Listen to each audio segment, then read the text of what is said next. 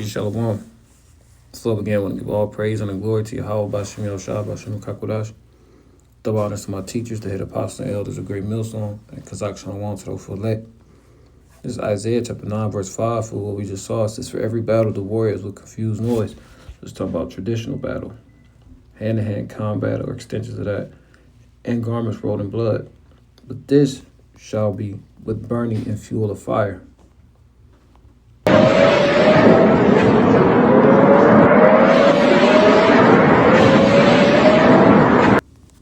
It's been drones and missile strikes, and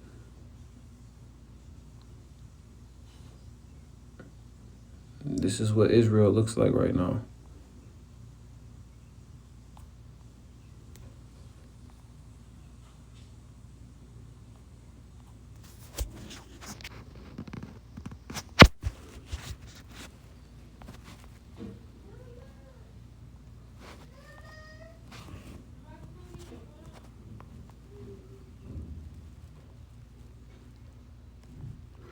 Second Ezra 16:12 says, the earth quaketh, and the foundations thereof.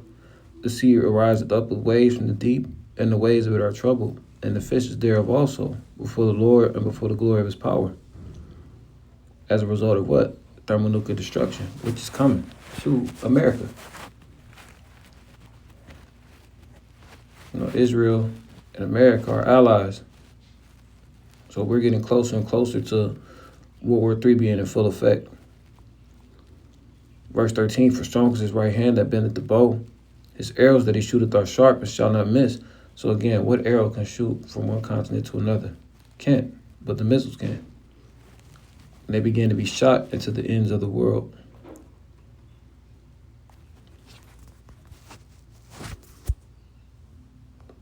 We're seeing it live. It's Revelation 11:14, straight to the point. It says, the second woe was past, and behold, the third woe cometh quickly. That third woe is the third world war. So us, as prophets, our brothers' eyes, men of the Lord, what do?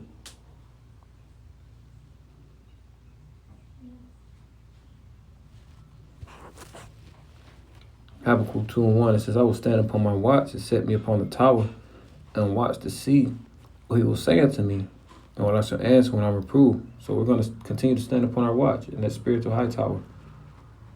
Let the people know there's danger coming. Verse 2, and the Lord answered me and said, write the vision and make it plain upon tables, that he may run that readeth it. So we're going to make things like this plain, so why people can understand and comprehend and move accordingly. First, abiding in the fear of the Lord. Secondly, if the Spirit is put on you, to teach.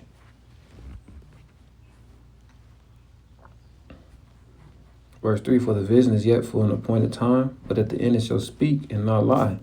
So going back to Isaiah 9:5, that was thousands of years ago before today. But guess what? It's speaking, and it's clearly abundant.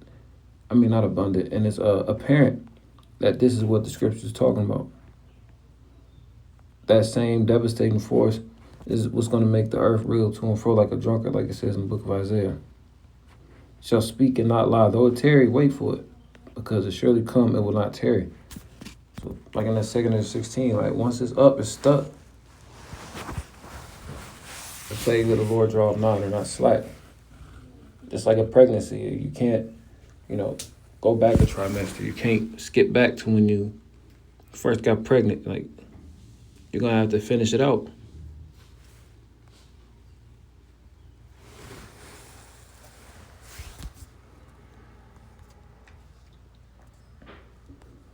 But just something quick through the spirit.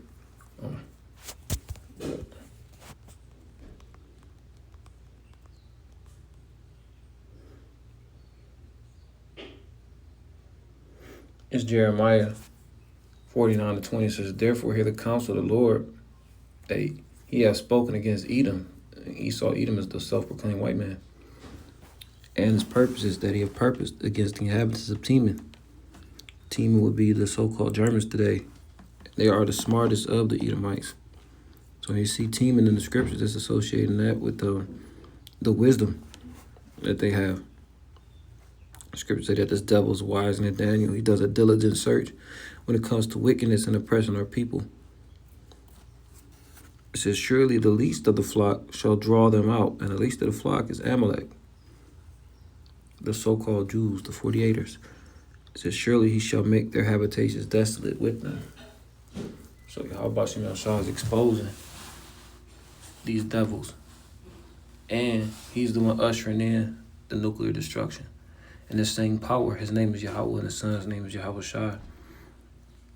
When he's ready, is going to make World War III fully commence. We're in the beginning stages, but guess what?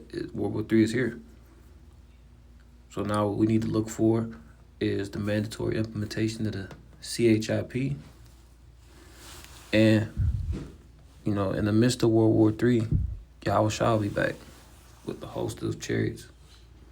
So I brought this out as edifying. Until next time, shalom.